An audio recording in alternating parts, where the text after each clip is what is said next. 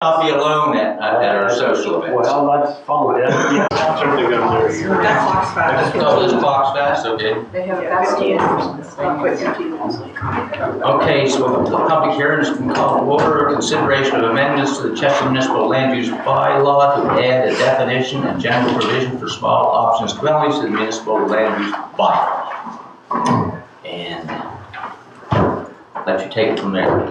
Oh, come, Mr. Lamy is properly before us? I believe it is. Okay. Overview by the planner. Yeah, so they were making amendments to the Municipal Land Use By-Law to add a general provision and a definition for small option dwellings or small option homes. That is an initiative of the provincial government to broaden the permission for these kind of new types of land use, which is for people with disabilities living with 3 to 4 people in a dwelling unit. Okay. So we're familiar with all that. Any comments from the public on this issue? You see that you have one comment, and Chandler was in favor of it.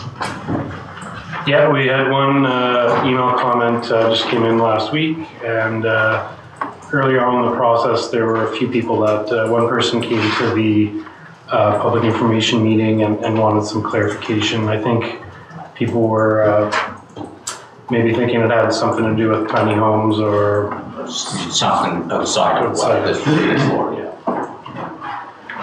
Any questions or comments from council? A recommendation?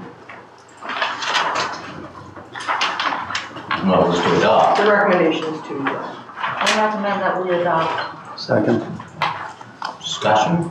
All those in favor? Opposed? Motion is carried. Motion to adjourn?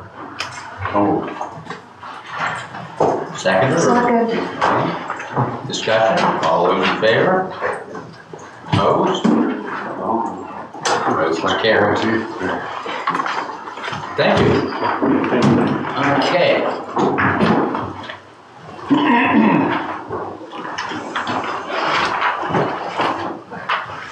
So, we'll call council to order.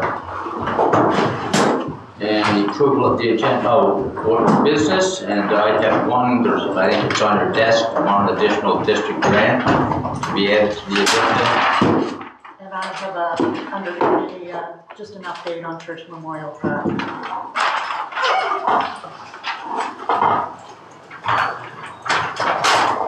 Any other additions or deletions? Oh, I do have a deletion on the public presentations of the long service. we still do it. Oh, we're still doing it, she's just not here. Yeah, we're gonna have to change, she's just not here. Someone want to move the adoption of the agenda as amended? Second. Discussion? All those in favor? Opposed? Motion's carried. Minutes of the previous meeting, December the 12th, errors or omissions? I'll move the approved minutes from December 12th. Long time ago. Second. Discussion? All those in favor? Opposed? Motion's carried. Proclamations, I'm not aware of any. Not today.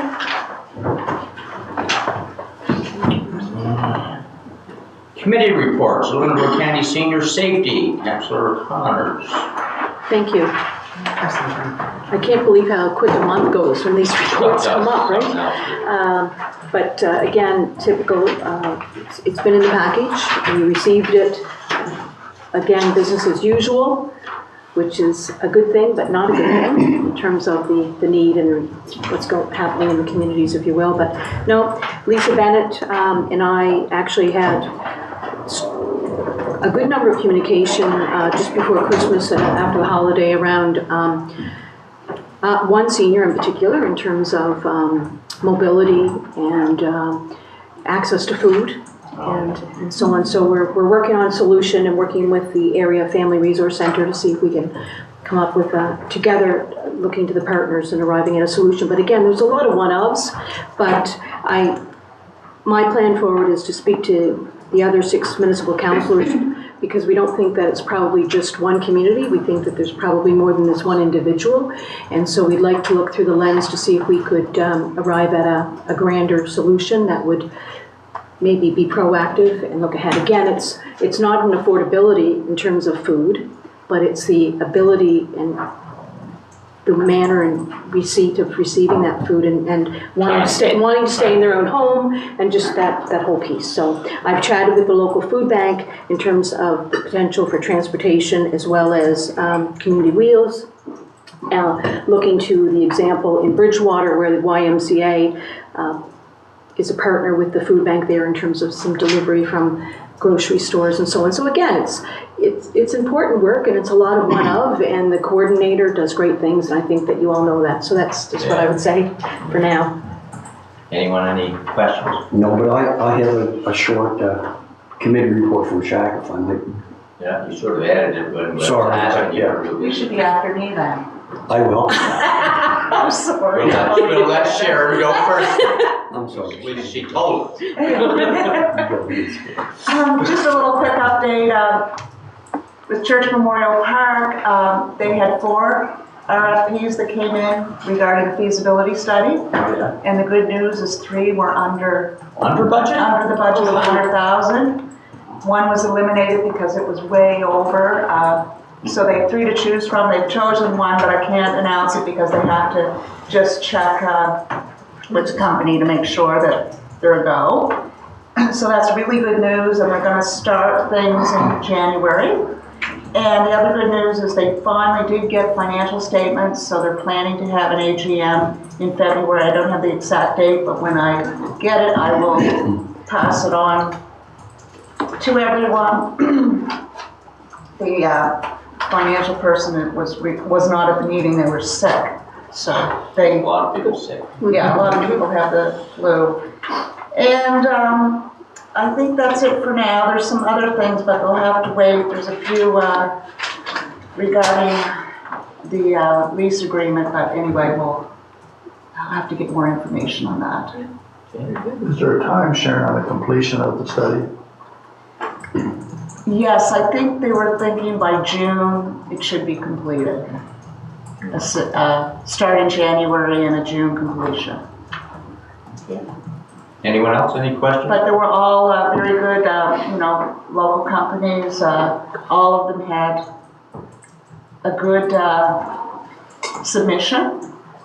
All of them really, and I think they'll get what they need, hopefully. Under budget, that's good. Yeah. They had a budget, we have an amount that we would agree to give them. I don't think there ever was a budget. No. No, and the one that was over was a fair amount over, so they were sort of immediately eliminated, but they have 3 others to choose from. Well, that's quite cute. Oh, yeah. And they've all had experience with similar facilities, so it's good to know. Okay, Abdallah? You're on now. Thanks, sir. Yeah, we had a Zoom meeting on the 3rd with Shaq, and for anybody who wants to know what that is. Love to know. What's that? I'd love to know. Okay, it's a That's in social your housing. backyard. Yeah, it's in my backyard. It's social housing action committee, coalition. Anyway, just to update, as Jonathan said last week, we've applied for this accelerator fund, and everybody in Lunenburg County municipality town has applied. Queens has not. So everybody's different, and there's different levels of what we ask. I think ours was around 1.7 or 1.8 million, I think. And I think so we've everybody's sort of moving forward in that direction. And that's pretty much it. I mean, it's the same old, same old. It's, you know, there's so much shortage of housing out there. And I can't remember, I just know it's called SODA, and it's, I can't, it's that acronym, but I don't exactly know. But what they do Show is, open doors. yeah, open doors. And what they do is basically, if you're looking for a place to live, you register with them, and they're just overwhelmed, but they're having great success, actually. But it's tough everywhere for housing and there's just, the public housing, there's a 5-year waiting list. And you know, it's funny, you don't realize a lot of the stuff because you're not in these committees. And basically, the only way to get in public housing is if someone dies. Yeah, that's it. Now you got to That's it. and you know, I don't know what the answer is. I mean, and these committees do great work, but boy, it's frustrating when you go to month after month after month. This is the 5th year, 6th year, 7th year for me in that committee, and it's the same old. Andre, you had a question? Well, I've observed that there's actually, even though there seems to be unprecedented demand for housing in Nova Scotia, I haven't actually observed a great increase in the rate at which we're building housing, despite federal and provincial governments claiming that they're providing incentives. So Abdullah, what do you think the reason for that is? Well, I think the reason is to me, back probably in the 70s and 80s when the government was building public housing, they built a lot of it, and then they stopped. And they said the public sector will fill the void. Well, the public sector did fill the Private sector. the private sector filled the void, but not the void for what's so-called affordable housing. To me, the only way, or one of the only ways I think you can solve it, even giving incentives to the builders and to municipalities, this is such a huge problem. It's got to be done by government. And what I mean by government is that let the private sector build it and say, you know what? If you need $1,500 for this unit, you know, we'll pay you the difference of whatever based on 30% of whoever's income and work that formula. Because if you incentivize the private sector to do it, you have to incentivize them to such a degree, it'll never happen. So they have to get back into public housing. Or let the private sector do it. But instead of subsidizing in that sense, like for you to build it and offer the municipality money, and I think that the government, whether it's a provincial mandate, I understand, but for them to come and say, okay, Derek, you're a builder, you build these units, and you know what you got to have for those units per month, and we you know, and have a system set up that it's public housing, and you don't care as a builder where you get your money from. It could fall out of the sky, but you know what you have to make it a profitable thing. That's the only way that I see it. I don't see the private sector stepping up. I really don't, unless it's that kind of incentive.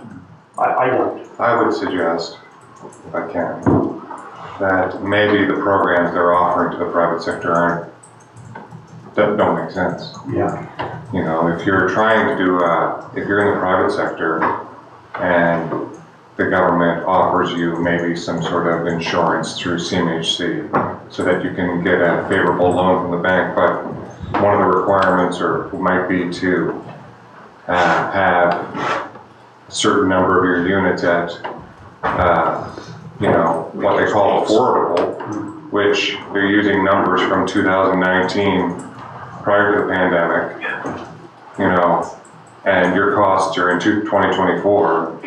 How can you make that business case balance?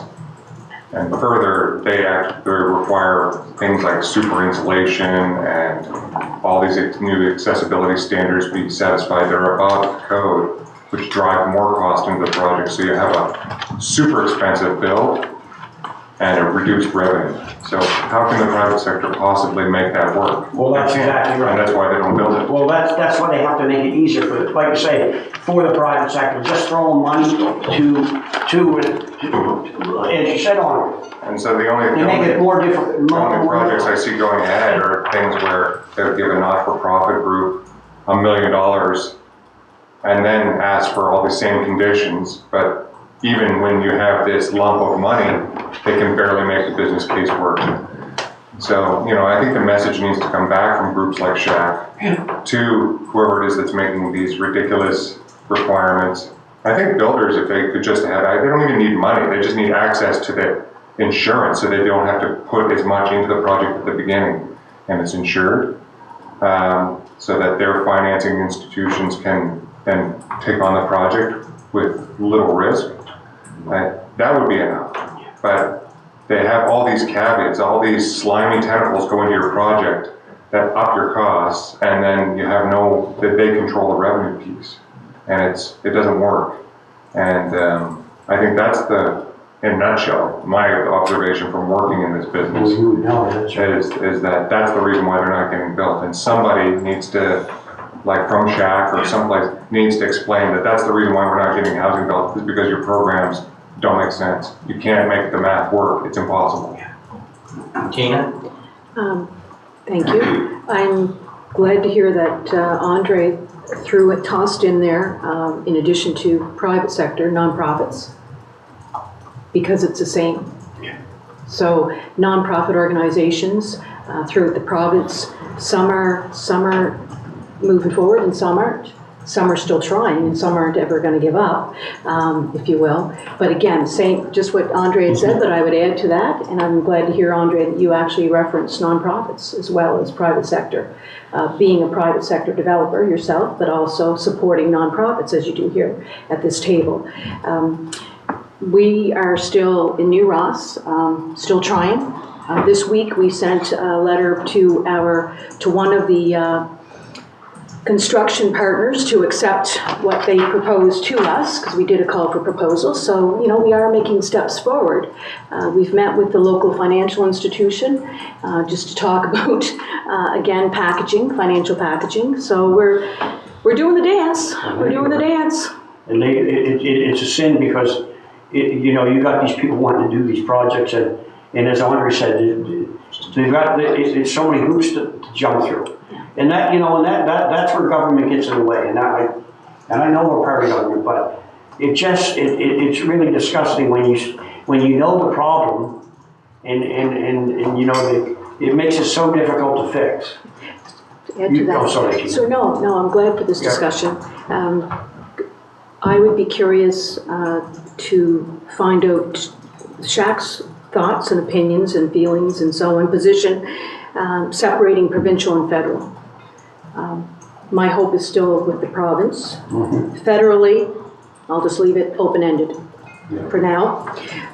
We do have, I wasn't planning on bringing it to council for at least a week or two, but I will mention a date so everybody can jot it down. Tara will be in attendance. We have a community/public meeting planned in New Ross for Thursday, February the 29th. 6 o'clock, doors open. 6:30 is when the panel or the presentations or the Q&A will start. Part of our panel will be Tara will be there representing the municipality, and I haven't had a chance to brief everybody on this. We just said it on Monday. We have Sid Demerick will be there. Our construction engineer will be there at the front table. Our finance person on our committee will be there at the table. Dave Harrison, our consultant, as well as Tara, will be at the front. All of us on the board will be there to answer questions. But what I will say is we find it hard to grasp this. So trying to maintain that momentum and the passion and the interest and people wondering, because they wonder about us as council in terms of our delay in decision making. So when you're trying this, and you know, you can only make so many things public, if you will, without getting yourself in trouble, because I'd like to say what I think of certain levels of stuff, but I can't And what they dangle in front of you is smoke and mirrors, and it's really, there's no reality to it at all. But that's there. Thank you. No, you're right, absolutely. Yeah. What's your meeting in New Ross? Tell me more, I still don't know what it's about. New Ross Community Care Center. We're Okay. having a public meeting. Good, that was a missing link there, I didn't hear that, Sorry. no. Can I make one more comment? Sure. I know that from your body language, I know you're ready to move on from this. But one thing that we fail often in government to recognize is the need for market housing. So, maybe to the public, the idea of assisting developers in creating like market housing isn't very palpable because, apartments come online and they cost $1,800 a month and people are like, oh, we can't afford that, blah, blah, blah. But the problem is that there is a demographic, whether we want to accept it or not, that can and will and is quite willing to pay that. And because they don't have enough market housing, they're taking The cheaper stuff. they're taking the housing that normally, the older stock that normally was affordable. And, I think our strategy of focusing solely on building affordable units, and that's the only programs that the government will assist with, I think that's a very flawed approach because it's the issue is more complex than that. Obviously, all people need a house.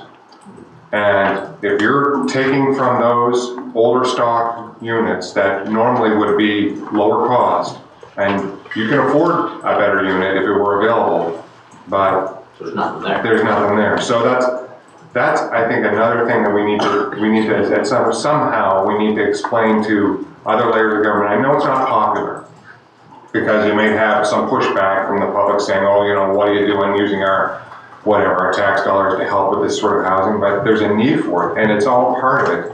There have been many studies that have been done, and we ignore the recommendation of consultants, where they say, we need not just affordable units, but we need market units.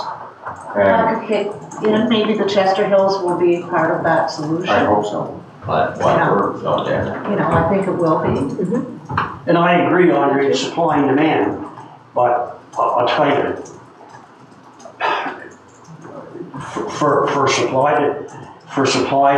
that balance to come back where it should, you're looking so far into the future that, and I understand what you mean. I mean, if there's lots of supply, if it's tons of supply, your demand will, and if there's not, if there's more not demand, prices will go down. But that's, I don't know if that formula works anymore. I mean, look what's happened. Do you ever see rents go up that much? And I've never ever seen it in my lifetime. Well, Sorry, Eric. Yeah.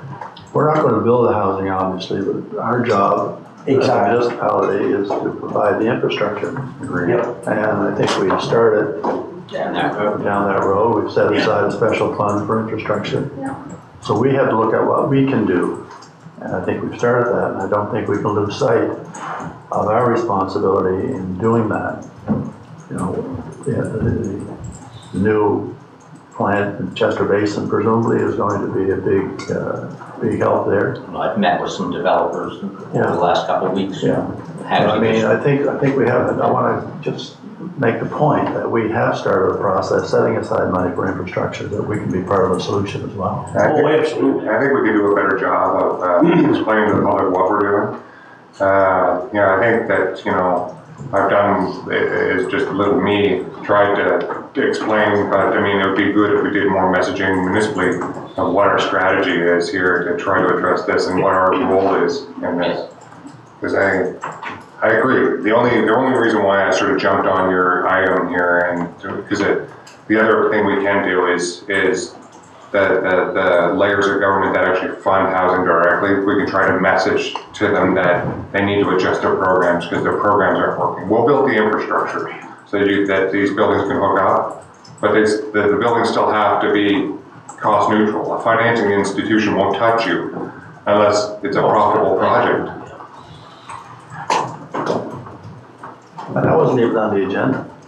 I know. Look at longer than anything else we've had on Thanks for your committee report. You're welcome. Okay, so we're gonna move on. Public presentations of employee long service recognition for 2023. And the first one is 10 years of service for Heather Archibald, and she's not here. So I guess I'm not giving that to anybody. We can make sure she gets it. Or we can do it another time. Yeah, we Would can you- do We that. can do it, yeah, we can do it another time. Sure, let's do that. Yeah, I think we should. Okay, that's, that one you have is Bruce. Oh, okay. Just something- Bruce Blackwood night, that's 15? 15. 15 years.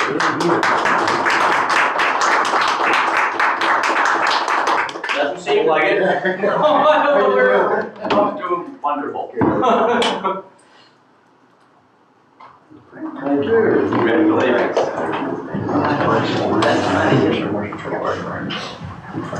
Betty Mulrooney. Woo!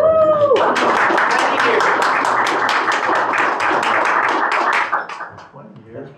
Yeah, 20 years. And once you start, Congratulations. Thank you. Thanks for your service.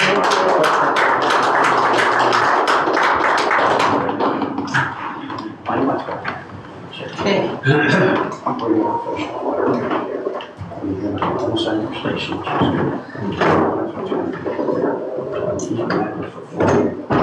Bylaw and policies, there's nothing I'm aware of, so we're on to 9.1, capital budget adjustments. My name, that's all right. Well, actually, he's here for a lot of stuff. Yeah, I got a handful of things for you today, and as you can tell, I have slightly larger hands than most people. So. All right, so the first couple items are somewhat related. They're both in relation to the current year budget adjustments or updates. The first one is a request for decision. This covers capital budget carry forwards, so projects that were budgeted in last year but weren't completed, and we need to make sure that we're accurately budgeting for the amounts that are continuing into this year. And the second piece is the presentation change. So I'll start with the capital budget carry forwards. So like I said, this is just existing budget from the previous year that had not been straightforward. There's no new money being requested. There's no change in funding sources. It is really just a timing change to make sure it's captured in the current year. And there is a summary of those projects on page 2 of the RFD here. So there are 5 different projects varying in amounts from $16,000 to finish the boat launch upgrades to $3.6 million to finish cell 3D construction at landfill. A couple of the items, the 2 on the bottom there, you can see in the notes that I've referenced that the initial budget for this year included an estimated carry forward amount, so the numbers it's not a full carry forward from last year's budget. Some of that has already been captured, but that's what that is. The second piece is a recommendation for capital budget presentation changes. So this is a handful of items that we've had in the capital budget over the last handful of years. They are by nature operating and maintenance projects, and they are all funded through operating revenues. So for example, sewer maintenance, hole repair, and infiltration reduction. This is a standing item in the capital budget.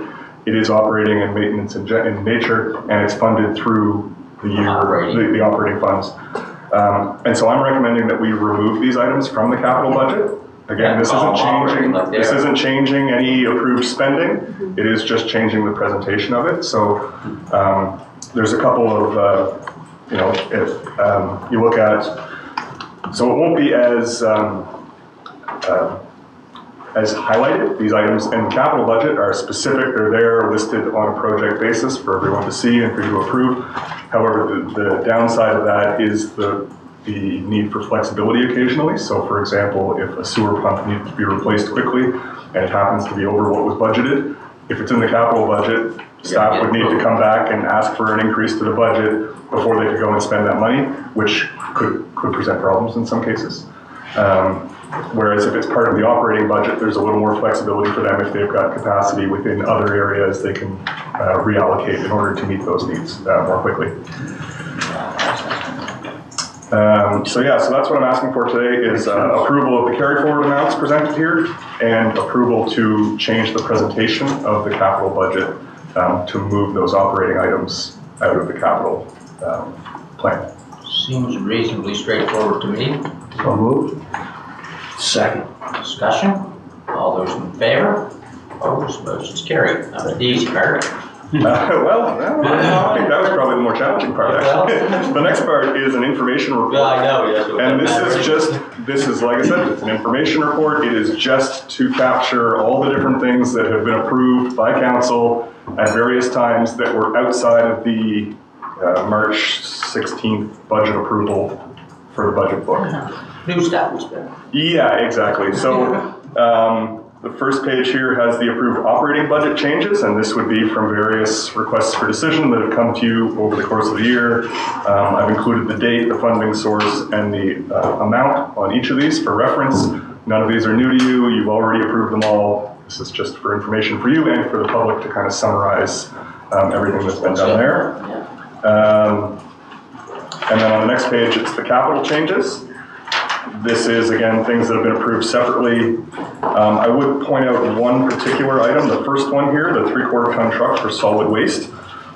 This was an error on my part when bringing the budget to you in March. It had been, if you recall, we did the capital budget in kind of two segments last year. We did the preliminary approval so that people could get going on the procurement as quick as possible. And then we did the final budget in March. Between that time, I somehow dropped this one item from the presentation to you. So you approved it in February, but then I forgot to include it in the March budget.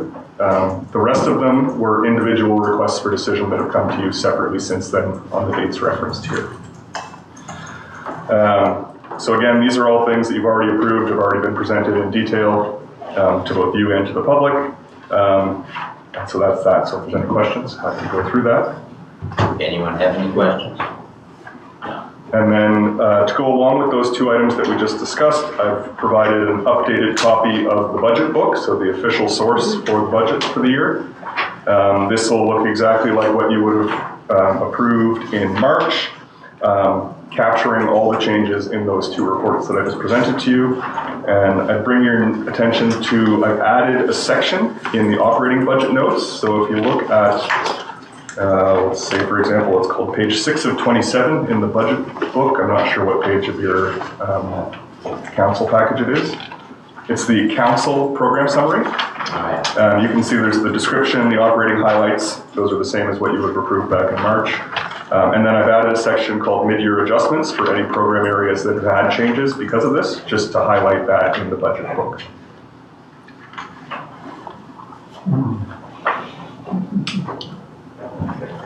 Doesn't seem to be any issues with any of it.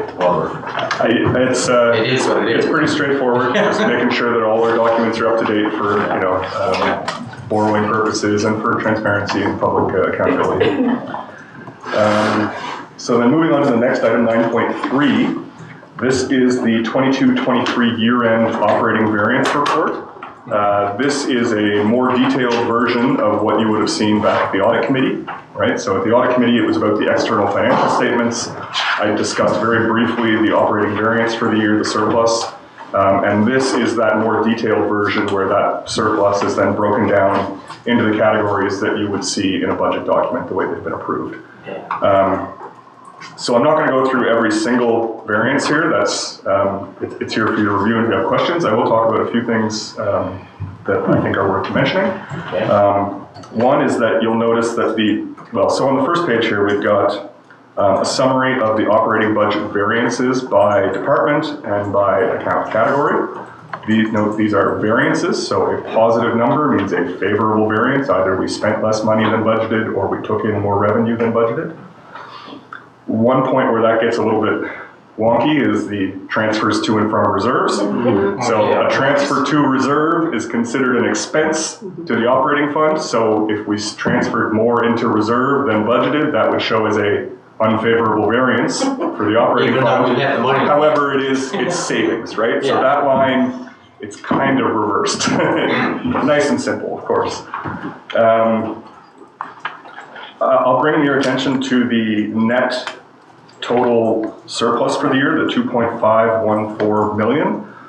That is slightly different from what you would have seen initially, because as I was going through this detailed report, I found a handful of items that almost all of them were just, it's a reserve contribution or draw that wasn't done explicitly for the external statements. So it doesn't actually change anything, it's just a presentation, because at the year end, our surplus gets moved into reserve. So the difference is So say it was a 2.08 million surplus presented initially, and now it's 2.5. So essentially, that's a handful of items that would have been funded from reserves. So the reserve balance is still the same as what you would have seen. It's just whether it was represented as the year-end surplus or a contribution to reserve within the year. Just wanted to be upfront about that. And then you can look through each of the We're program spending a areas. lot of money putting it in reserves. We are saving quite a bit of money, although Well, looking at how's your... it spending? It's an expenditure. It is, yeah. It's money you're not spending on other things yet. You'll get to that pretty soon, I think, from the way things are going these days. Yeah. Yeah, really. With infrastructure development Yeah. and such. So I've also included with each of the departments, you can see there's the blue section at the top that refers to the 23-24 fiscal year. And that is just the net budget by program and the actuals to the end of the second quarter this year. In previous years, I would have presented a projection from Q2 to year end. However, I found that, well, one, this year was an exceptionally busy year and there was less time to devote to that kind of thing. And two, the Q2 projection tends to be less relevant than the Q3 one. So you will get a Q3 report that is much more detailed and projections into year end, which is being used to build next year's budget. And then there are variance notes for significant variances. Some of them are just fairly straightforward. I would note that for salary and wage, salary, wages, and employee benefits, in general, those are going to be a favorable variance because we budget for a full complement of staff. If there's any vacancies and it takes a couple months to fill a position, there'll be savings there. There are a couple exceptions that I'd like to note. One would be, well, in the contingency program, there was that placeholder for the vacancy allowance. So that shows what we budgeted as a vacancy savings across the entire organization. But of course, those vacancy savings are within every program. So in contingency, it's showing a negative or unfavorable variance of the full amount that was budgeted. We budgeted a 2% allowance. I can say the actual across the entire organization was 4.4%. So we were actually favorable in that. It's just spread out across all of the programs. And you'll also see in some programs within departments, there are what look like unfavorable variances, but that is generally due to allocation of particular staff who work in different program areas. And so we budget an estimate of how much they're going to work on sewers versus municipal properties. And then we book their time based on what they actually do. So I made some notes specifically in infrastructure and operations where the department as a whole is favorable, but certain programs show an unfavorable variance there. One other thing I've presented a little bit differently here than what you've seen before is that I've included reserve contributions, net reserve contributions under each program area rather than as their own separate programs within finance. And that's because it helps to align spending with funding and savings. Where in the past, say, we had a project that was funded from reserves and we didn't complete it, it would show as a big favorable variance in the program where that work was being done, and then an unfavorable variance over in finance and information services. So I've brought the reserve contributions into the program that they relate to. So if we've got a roads project that was funded from gas tax, or Canada Community Building Fund, those things are both now included under roads program. Those are really the highlights I wanted to bring to your attention, but of course there's notes here for you to see and for the public to review. If anybody has any particular questions, I can hope to answer some of them, although sometimes they're operational questions and we might need to defer to other department heads, but happy to take those now. Thank you very much. All sounds good to me. Anybody, any particular questions? There's no approvals required for this. It's just information. Just for information. Thank you very much. Thank you. Thank you. Sylvia, do you mind if we take a 5-minute break? No. Okay. I know the rest of them don't, because they're going to be here all morning anyway. We're taking